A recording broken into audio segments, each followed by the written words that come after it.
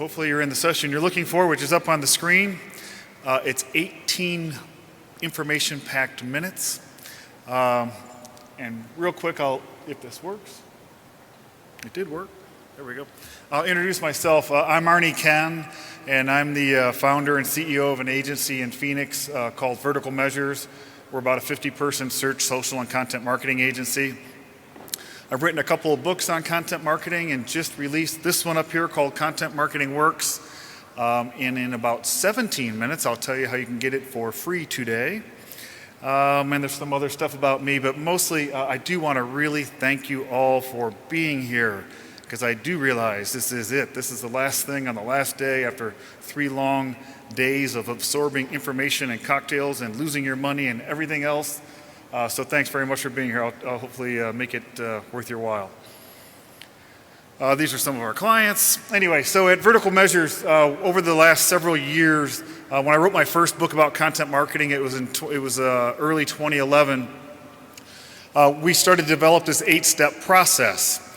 So everything from strategy, when we onboard a client, we talk to them about these 8 steps and where they're going to fit and what we're going to do for them, what they're going to do themselves, so on and so forth. And so we generally cover strategy, ideation, content research, content creation, optimizing the content, promoting the content, distributing it, nurturing the leads, and then measuring our success. And in this particular session, I'm all about the second step, which is ideation. So I'm here basically to talk to you as whatever role you might have, publishers, affiliates, whatever it might be, on how to generate ideas for content. I'm going to start with a little bit of background, though. I speak all over the world on this subject, and I still get asked if search is very important, still important. And there's a whole bunch of issues I think about. We hear periodically SEO is dead. I think that theme comes up about every 90 days. There's been all of the rollouts from Google, Panda, Penguin, Hummingbird, and so on and so forth. But the fact is that still the vast majority of us go to mostly Google, sometimes Bing, and in other countries, other search engines, but we go to search engines before we make a decision to buy something. And if you think about how you go out and buy a product, whether it's shoes or travel or an automobile or whatever it might be, generally will go online to do that research. The other important stat, I think, is that the vast majority of the time we're doing non-branded searches. We don't just immediately know what it is we're seeking out, and that's important when you're thinking about creating content. And then, as most of you know, also the large majority of the time we're still clicking on the natural search results, not necessarily the ads. All of you can also think about when was the last time you clicked on an ad, and generally you've clicked on the natural search results about 10 times more than you've clicked on ads, making that real estate really, really valuable. So basically, buyers are searching for information that makes them more informed before they make a decision, and those of us out there that are providing that information, we're hopefully going to be the ones that win. I mean, that's the game. That's what it's all about. And in producing information, this is not exactly the best correlation, but it's the thing I could find online that said Blockbuster representing failure is don't put all your marbles into one thing. Don't try to create that viral piece of content or viral video or whatever. I mean, you're just not going to be able to do it. You can't make something go viral. You can't make a single piece of content be all that you need. Instead, you need to focus on lots of content. And when we're talking to clients, we use a correlation to the movie Moneyball. So how many of you have seen the movie Moneyball? So it's all about Oakland taking on the New York Yankees. Most of us don't have New York Yankee-style budgets. So how are you going to compete with those that might or seem to, or how are you going to beat the competitor that has the exact same budget as you? And generally what we say is don't swing for the fences. Don't be hoping you're going to hit that grand slam with this amazing piece of content. The deal is you got to get on base, and you got to get on base over and over and over again.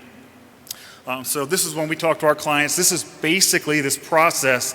It's a little bit shortened because of the time commitment here, but this is the process we go through with clients. I'm going to assume most of you already know what your important keywords are, so I'm not going to waste any time on this slide, but you need to know that to start with. But the next thing that we recommend, and again, we're just now, next 10 minutes of my presentation, I'm talking about coming up with ideas for content and how any of you can do it, no matter what industry you're in, because we've got some really interesting industries that we do this for. But the first thing that I would recommend, if you have staff, if you have people that are actually interacting with your prospects or your clients, it could be delivery people. If you're in that situation, it could be people on your accounting team, of course, any salespeople, anybody who's talking to your clients and prospects. Basically get them together if you can in person. If you can't, you can do this via email, and we've done surveys and emails for our clients. But all you really need to do is ask them one question, which is, what do they get asked all the time? And ask them that and keep probing and keep getting questions from them. And if you have sales teams, they're going to probably have the majority of the questions because they're the ones interacting with prospects and clients, and they're the ones answering these questions. And they may already have lots of good content for you in their emails that they've been sending back answering these questions. But just start listing all the questions that you're being asked about your business by those prospects and by your customers. And here's some other things you could ask customers if you can reach out to them, is what made you trust us? That might help build out an About Us page. I recently spent some money on electronic awnings for our home in Phoenix. And one of the things I did was go to these vendors that we were looking at and checked out their About Us pages. I wanted to know what their story was. Were they a local business? Were they family owned? Had they been around a while? So on and so forth. So you can find these things out. So your About Us page can be important. What information do you wish we had asked you upon first contact would be a good question. What information do you wish we had explained upon completion of our services, if you're in that situation? What information were you looking for when you began your search, and what do you wish we could do better? Again, these are questions that you start getting feedback and jotting all of these things down. But one of the things you can do online that's fast and absolutely free is a tool you use all of the time. You might be using it right now, which is Google. All right, so this is I'm going to go through a few slides that tells a little bit of a story, but I was giving a keynote at a conference, actually, and I'm from Phoenix, but in Mesa, Arizona. It was the Western Association of Convention and Visitors Bureau, so a very travel-related conference. And some of you, there's lots of affiliates here that are in the travel space as well, so this might resonate with you. So I decided I was going to prepare custom slides for them because they were all, again, in this travel space. They're coming to Arizona. We're the Grand Canyon State. So I thought, well, I'll do a visit the Grand Canyon, and I start to do the search in Google. And this is what I'm recommending you do with your keywords and using some of these questions you might have already pulled out of your prospects and clients. And just think about how someone might search on Google to find your product or your service. And so I did visit the Grand, and I stopped right there. And if you can see it, I don't know how well you can see the slide. Oh, by the way, my Twitter handle is Arnie K, A-R-N-I-E-K. If you follow me, I've already tweeted these slides out, so you can grab these slides. I tweeted a link to them. I'll tweet it again if my automatic tweeting works in about 15 minutes. So you can get the slides. But anyway, it drops down. It says visit the Grand Canyon in March, in December, February, May, April, January. So what do you think is the very first thing I thought of when I saw this result, just by starting to get to the Google suggest? Okay. Pardon? Seasonal. Well, it is a bit seasonal, but my first reaction, being a content marketer and looking for content ideas, is I could write 12 different blog posts. I could write one for each month of the year because this is what people are searching for. They want to know what it's like to be at the Grand Canyon during a specific month.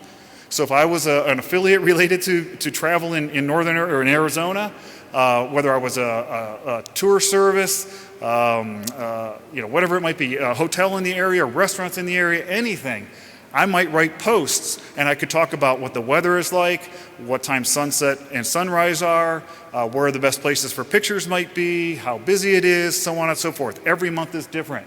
And then they're also asking about traveling from Las Vegas and from Phoenix. So if all of you are here and you're thinking about running to the Grand Canyon, you might do that very search, and someone should produce some content that you're searching for, right? And then you can scroll to the bottom and get some more ideas. So again, we're just generating content ideas, and you should do this over and over and over. I mean, if you sat down for 2 hours and just banged in all kinds of different search queries and see what Google is suggesting back, you might right off the bat have dozens and dozens of ideas. All right, so another tool you can use, I actually just discovered this a couple months ago, is keywordtool.io. I don't know if they call it Keyword Toolio or not, but keywordtool.io. It's basically the same thing I just showed you, but it's on steroids. You go to that tool, I did a search for Visit the Grand Canyon, and it drops down all the Google Suggest, but then it goes through each letter of the alphabet and finds words that start with A and words that and starts that search, and then words that follow that search that start with A, and then B, and then C, and then D. Again, hundreds of ideas right here.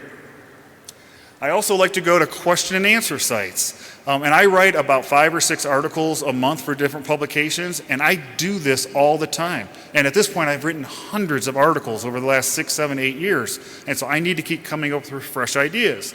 So I will do what I just showed you, and then I will also go to Yahoo Answers, which is at answers.yahoo.com, and they've really refreshed the site. It looks much better today than when we were all spamming it a few years ago. And I just go again to get ideas. So I did exactly the same search. I did a search for Visit the Grand Canyon. I did an exact match, and there's questions like, what's the best way to visit the Grand Canyon from Las Vegas? Activities to do when visiting the Grand Canyon, and then a couple that are based on time. I'm only going to be there for 2 days. I'm only going to be there for 3 days. So again, if my business had something to do with making money off of people that are going to visit the Grand Canyon, I might create content that they're searching for. So again, more ideas here.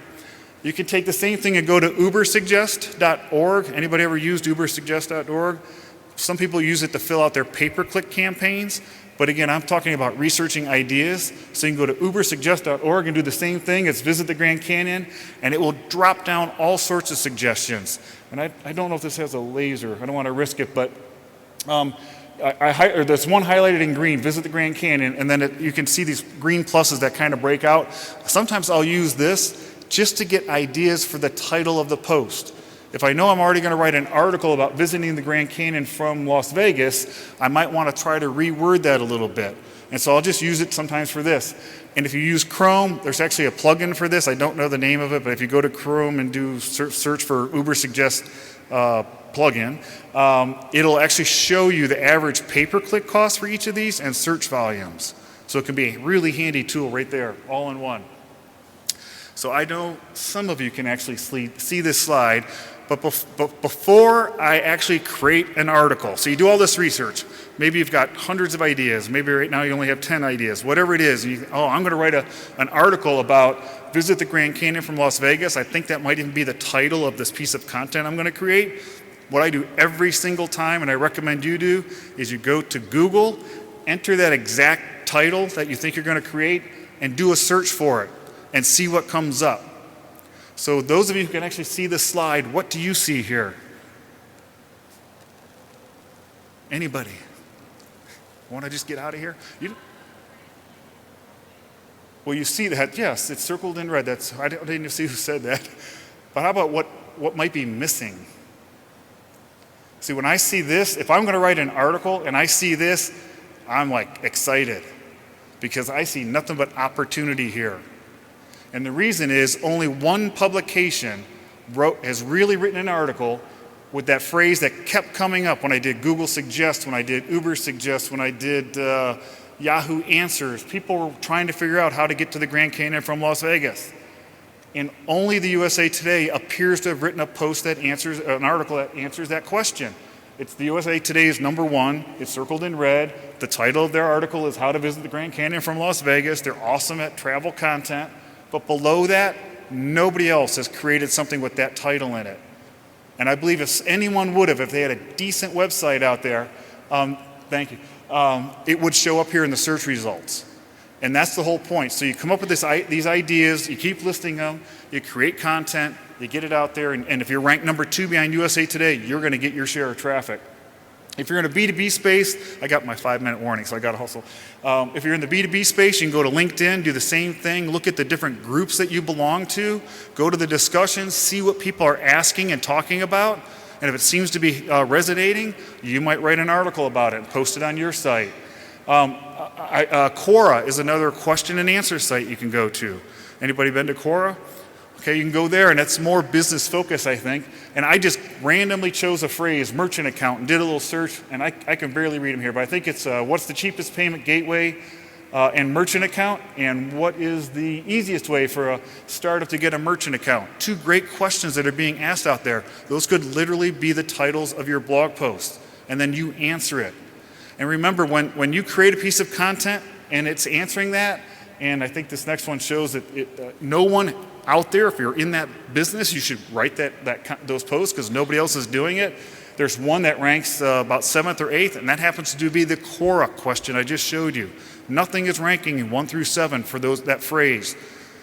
But remember, the reason you do this is when somebody does do that search and they see it there and it's all highlighted in blue because all those keywords lined up and you're answering the question they're searching for and they click on it, where do they go? It's really easy. They go to your website, right? And so you just won. And that's it. Now they're reading this on your website, and it's up to your funnel and your wrapper and everything else on your site to get that lead or that conversion or however it is you're monetizing your business. So what we do, and this is actually one of our clients, but we do this research. You can do this research, list it in a spreadsheet.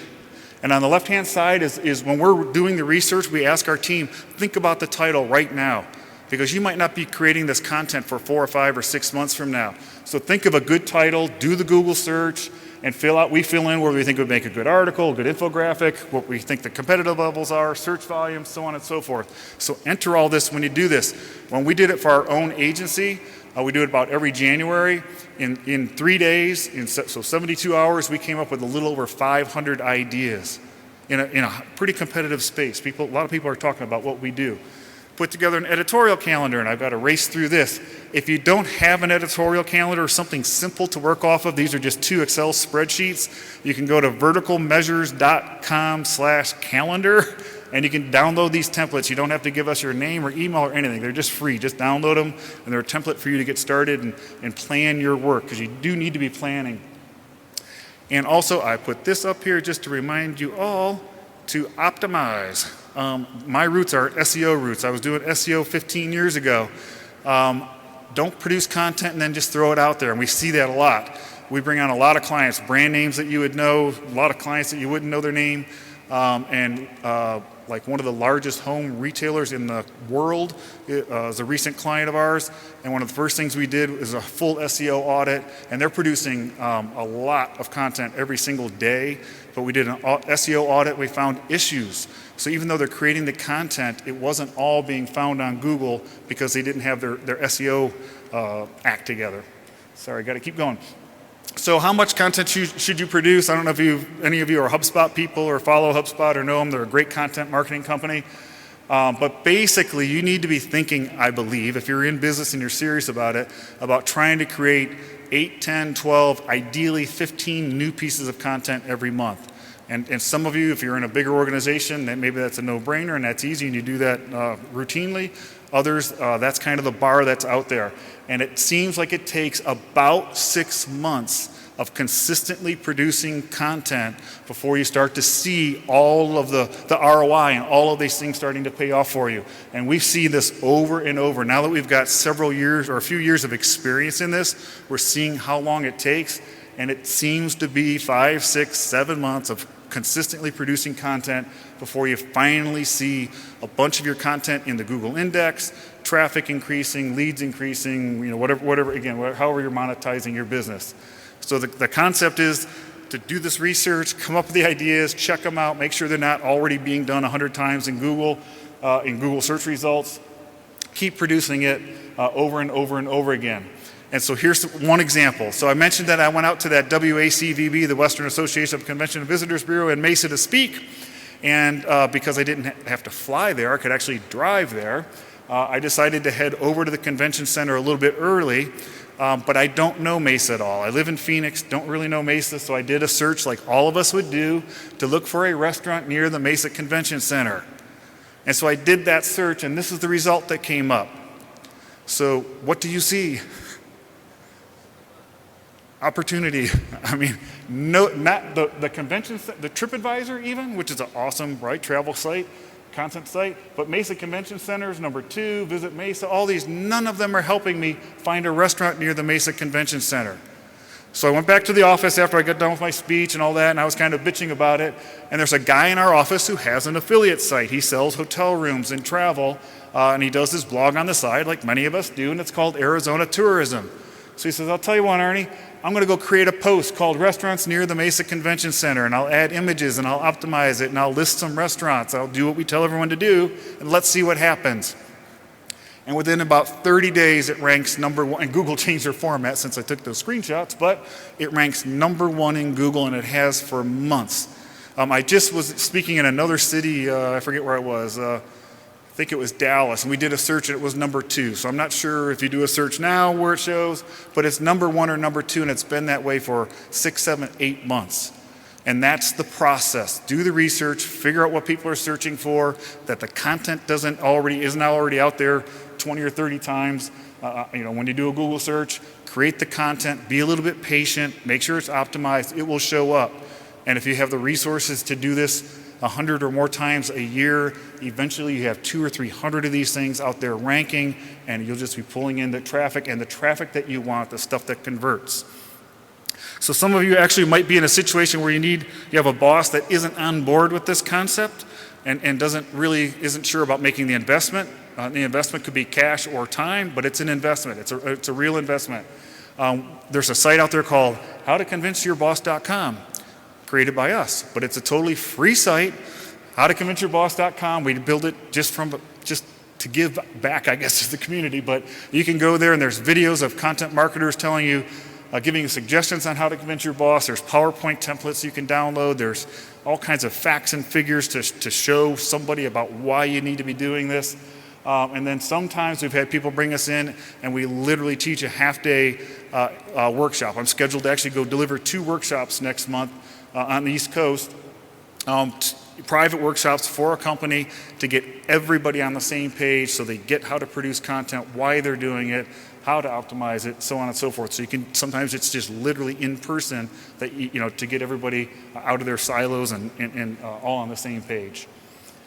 And I told you I would tell you how to get the book for free. That's it. I think I'm actually done on my 18-minute mark. Close. 20 minutes. Anyway, so if you want, you can go to vert.ms/cmworks, and you can download Content Marketing Works. It's a 290-page book that literally is going to go live on Amazon in about 3 days. You can get it for free, download it from our website.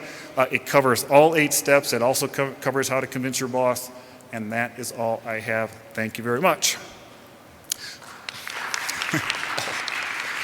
So I don't know if we have time for questions or not, because you're free to go. But if we do, you have to use that microphone because all of these are being videotaped and they need to be able to hear you. If you have a question, step up to that mic and we'll go from there. If nobody has questions, I think you're all free to go and enjoy the rest of Las Vegas, and safe travels to everyone. Any questions? All righty, it's a wrap. Thanks very much.